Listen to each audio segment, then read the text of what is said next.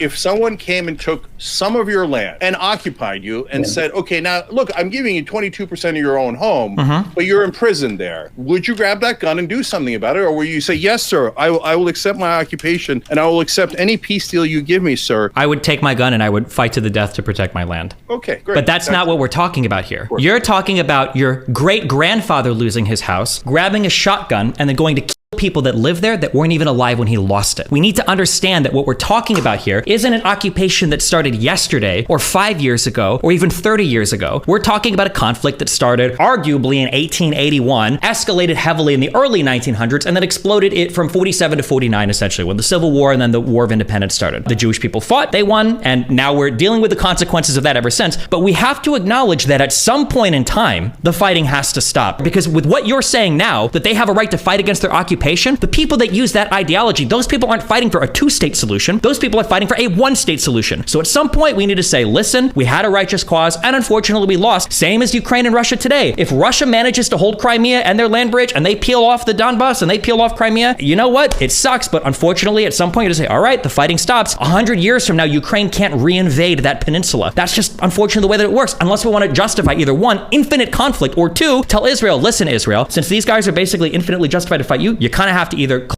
all of them or them, because those are the only options that you're leaving on the table when you make those kinds of statements.